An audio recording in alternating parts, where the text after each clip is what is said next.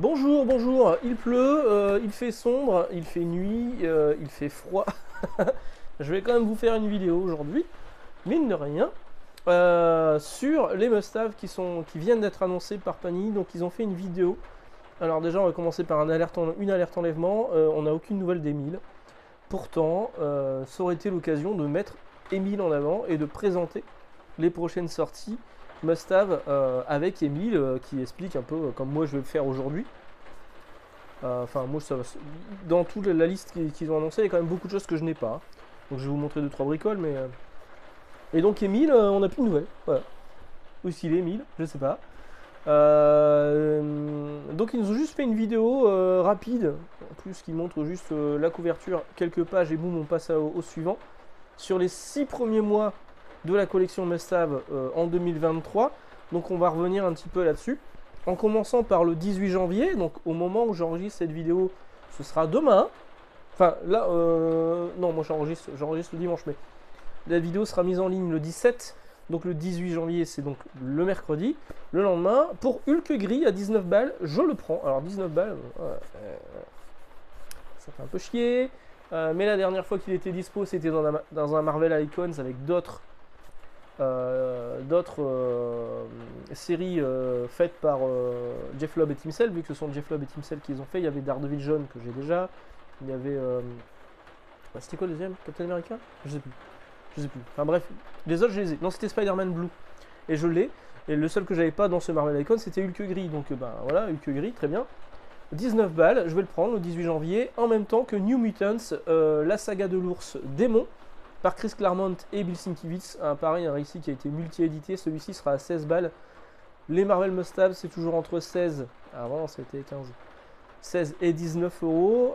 Normalement, hein, s'il n'y a pas eu de changement de grille tarifaire d'ici là. Pour pas dire augmentation. Donc, normalement, celui-ci sera à 16 balles. On va passer ensuite à février. Donc le New Mutants, moi je l'ai pas, mais le trait de Sienkiewicz, je suis pas fan. Le travail de Claremont sur les X-Men, les mutants, tout ça, c'est vraiment très bien. Mais le trait de Sienkiewicz, je suis pas fan. C'est pas un récit que je vais acheter moi, même si je peux vous le recommander. Si le trait de Sienkiewicz vous plaît, si vous n'êtes pas refroidi par ce trait qui est quand même très particulier, hein, je suis loin de dire que c'est moche. Hein. C'est juste que ça correspond pas à ce que moi j'attends dans un comics plus classique. Mais voilà, donc ça sort à 16 euros le récit, la saga de l'ours démon. Magneto, le Testament au 1er février par Greg Pak et Di Giandomenico, j'espère que je le dis bien. Ça coûtera 19 balles. Il paraît que c'est un récit culte. Alors moi je l'avais lu, je crois une fois, j'en ai gardé aucun souvenir, donc je ne prendrai pas. On aura le même jour Silver Surfer Parabole. Alors celui-ci, ça fait plusieurs fois que je passe à côté. J'avais failli prendre la grande édition. Ils avaient sorti une édition oversize chez Panini. J'avais failli le prendre, mais le prix m'avait un peu refroidi. Là, ce sera 16 euros, donc je vais le prendre. Silver Surfer Parabole, c'est scénarisé par Stan Lee et c'est dessiné par Jean Giraud, alias Mobius, le regretté Mobius. Et c'est un récit qui est culte, qui est très dans l'observation, très dans l'ambiance. Et c'est vraiment un truc qui manque dans ma collection. Et donc là, je vais pouvoir remédier à ça. 1er février. Au mois de mars, on aura Iron Man, les 5 cauchemars par Matt Fraction et Salvador Larroca, qui est une relance de Iron Man. 19 balles quand même, je trouve ça un peu cher. On aura également Captain America New Deal de Reber et John Cassaday. Alors surtout pour le trait de Cassaday, hein, parce que l'histoire en elle-même n'est pas complètement folle. Ce sont des épisodes, alors s'il y a les 4 premiers, effectivement le 4 vous l'avez pas là-dedans, mais là vous aviez les 3 premiers épisodes de cette série de Reber et de Cassaday dans ce collection La Renaissance qui était vendu que dalle, 2,99€ chez Carrefour c'était il y a 2 ans ça, en 2019, ça fait quand même une paire d'années. Et donc le trait de Cassaday qui est juste très très bien sur Captain America. Et là, celui-ci, je vais vraiment vous le recommander. C'est vraiment cool. Captain America New Deal, le 1er mars, 19 euros. En même temps, on aura... Non, en même temps, je vous l'ai dit, c'était Iron Man. Au mois d'avril, on aura Thor, le massacreur de Dieu, par Jason Aaron et Sad Ribic. J'aime pas le trait de Ribic. Je suis pas fan du Thor de Aaron non plus. Mais bon, pour ceux qui ont aimé Thor, Love and Thunder, oui, je sais qu'il y en a, je vous reconnais. Vous allez reconnaître certaines scènes qui sont tirées, parce que c'est avec Gore, hein, le personnage du massacreur de Dieu, c'est Gore, qu'on voit dans le film sous les traits de Christian Bale, qui est un des points positifs du film. Christian Bale, il est très bon, je trouve, dans le film, même si le personnage a changé de design. Donc Thor, le massacreur de Dieu, qui a qui a inspiré le film Thor Love and Thunder. Vous verrez les différences. Toujours au mois d'avril, les guerres secrètes, qui ressortent après multiples éditions. Toujours un récit culte que je vous recommande fortement. Ça, c'est une collection qui n'existe plus. Ça s'appelait la collection Marvel Events.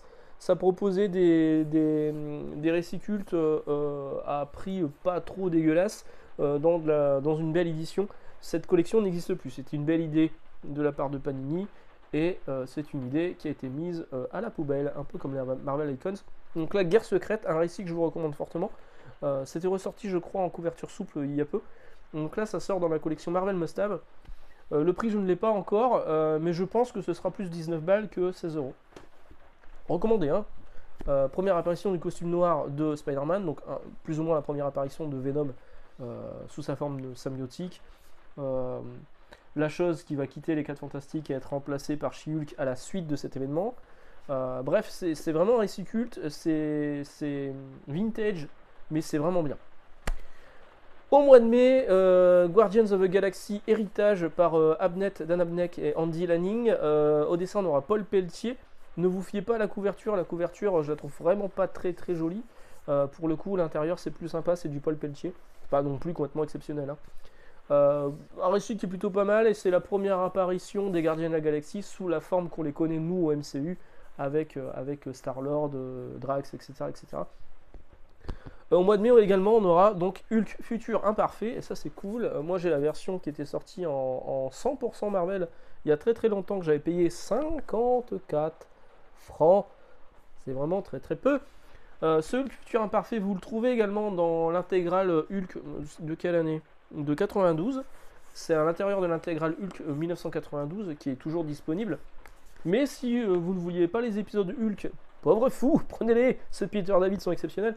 En plus de ça, il était, je crois, encore accompagné par Gary Frank sur cette année-là.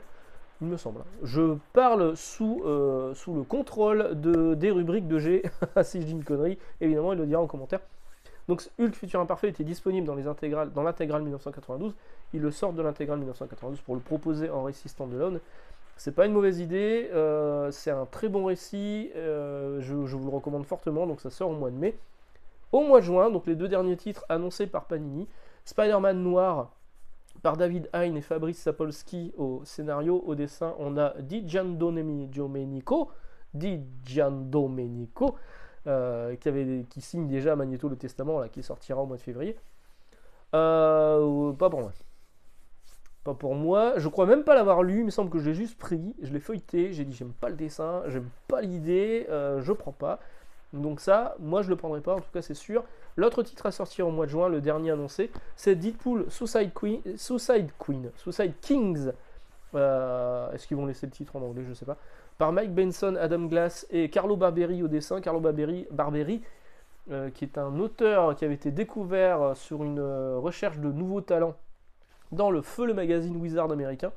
Il avait signé une couverture que je dois avoir quelque part. Il avait fait un Thor, Carlo Barberi. Il avait fait une relance d'Alpha Flight, la division Alpha. D'ailleurs, on attend toujours le nouvel intégral de la division Alpha, hein, de Alpha Flight chez Panini. Hein.